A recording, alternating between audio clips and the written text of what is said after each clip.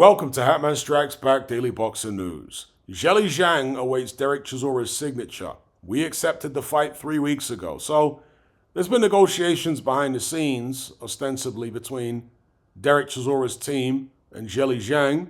Chisora is a notoriously tough negotiator. He fights for every single penny and tries to get absolutely everything. And this could be, Derek Chisora says it will be, his final fight. So if there was ever a fight where he doesn't want to get effed over, it'll be this one. The rumor is he's just ironing out the fine details of the contract, making sure he's happy with the financials and whatnot. And this fight against Zhilei Zhang is likely to go ahead in December. And the talk is it's going to be pay-per-view, and it will also feature Moses Itauma. But that is subject to Itauma being able to secure a fight against Pulev for the WBA regular heavyweight title. And that's a little uncertain right now because Pulev, who's just been ordered to fight Itauma to defend his WBA regular belt against him, has just announced he's fighting Murat Gassiev on December 12th. Is he completely ignoring Itauma because he thinks he'll get blown out and he's trying to get a defense of the WBA regular belt in before he gets stripped? Because he's got 30 days to negotiate with Itauma. If he can't come to a deal, it'll go to a purse bid. And typically after a purse bid is won, the two fighters will be given a time frame within which to fight each other. It's often something like 90 days. It can be a bit longer than that, sometimes, 100 and something days. But Pulev, if he is going the route I just described, looking to forget about Itauma and just press ahead and defend this regular belt, he could conceivably do this before being stripped. Let's say a month from now he's got 90 days.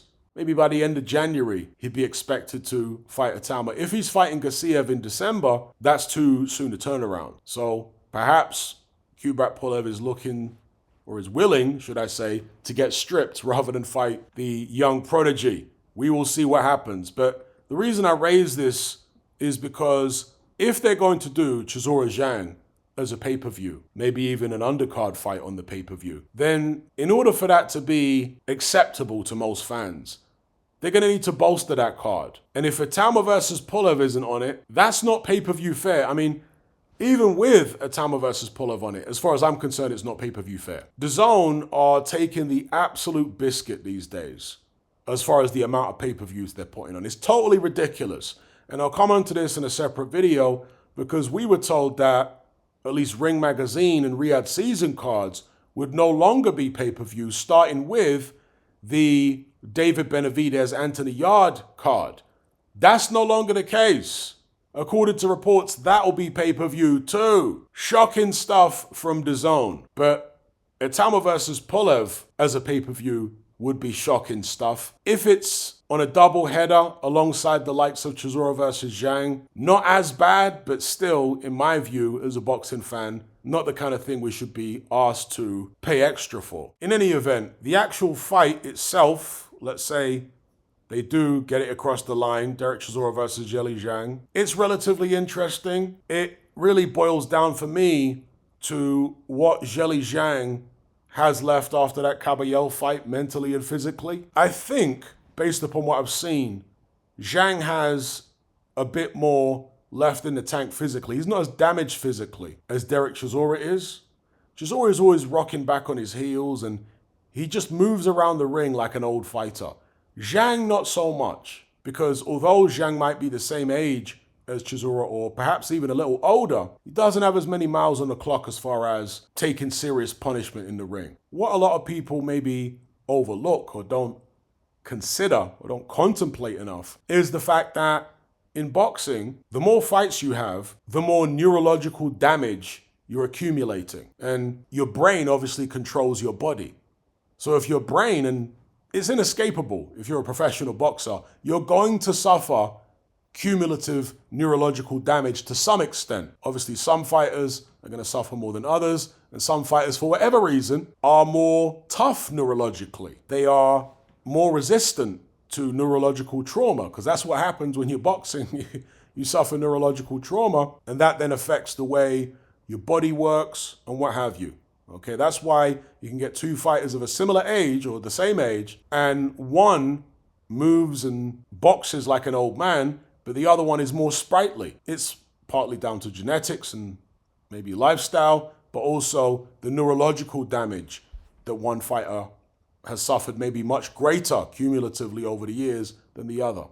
All right, and I would have to suspect that is the case here with Zhilei Zhang and Derek Chisora. I think Zhang's brain is probably in a much better state than Derek Chisora's brain. So he moves around, not like he's a spring chicken in the way he moves around Zhilei Zhang, but his body movements and his coordination and all that doesn't look as old manish as Derek Chisora's does, at least not to my eyes. So I would slightly favor Zhang in this matchup, as long as he hasn't been too mentally, psychologically disturbed by what happened to him in the Ajit Kabayel fight. So we'll see. But yeah, that's what I would go with. Maybe a Zhilei Zhang victory. Zhang, as we know, has got horrendous stamina. Derek Chisora has always had a great engine, but he really has to force himself forward these days. He doesn't have the hand speed of an Ajit Kabayel. He doesn't have the youth, the vigor of Kabayel to really be able to put it on Jiang the way that Kabayel did. And Derek Chisora often throws wide shots, not nice, neat shots like Kabayel. And those wide shots will give Jiang much greater opportunities to counter with his heavy artillery than he had against Ajit Kabayel. And he still managed to drop Kabayel in their fight before gassing out and getting stopped. So, yeah, it's an interesting one. I would slightly favor Zhilei Zhang, but Derek Chisora might be able to pull it off if he can survive the big bombs in the early rounds and maybe outwork Zhilei Zhang down the stretch. It's possible, particularly with the crowd behind him, but I don't see him doing the kind of job on Jiang that Ajit Kabayel did. I don't think he's got the speed or the sharpness offensively or defensively at this stage to be able to do something like that. Just my opinion. Give me your opinion in the comment section below. Don't forget to like and share this video. Subscribe if you haven't done so already. Thank you all for watching. I'll catch you on the next one. I'm out. Are you surrounded by mindless bots in human form who adhere to the norm and blindly conform? Who swallow all the mainstream BS and actually ridicule you for questioning things? Do you wish you had more free-thinking individuals in your life to network and converse with? Well, look no further. We're right here. Come and join the Brotherhood of Reason on Patreon. You'll gain access to my weekly topical content where we take deep dives on an endless variety of subjects, as well as my vast back catalogue of podcasts, videos, interviews, movie decodings, and my Confessions of a Nightclub Bouncer series. You'll also get to talk and network with myself and hundreds of other people in our members chat. You can enjoy all this via the Patreon app or on desktop and download all my podcasts in high-quality MP3. There's no contract, no commitment. You can cancel at any time, just like Netflix, but it's a hell of a lot cheaper. Just download the app from the Play Store or the App Store, or simply visit patreon.com on a web browser. Then head on over to my page and select the tier called the Brotherhood of Reason. All the links are in the description box below. And just a quick money-saving tip for Apple users. If you purchase your Patreon subscription on the desktop site or on Android, then you'll avoid the ridiculous 30% fee that Apple charges for purchases made on the iOS app. So if you're on iPhone or iPad, save yourself some money by buying your subscription on the actual Patreon website or on Android, because it's a lot cheaper. Once you've made that initial purchase, you can then use the Patreon app on your iPhone or iPad thereafter to access and enjoy your content as normal.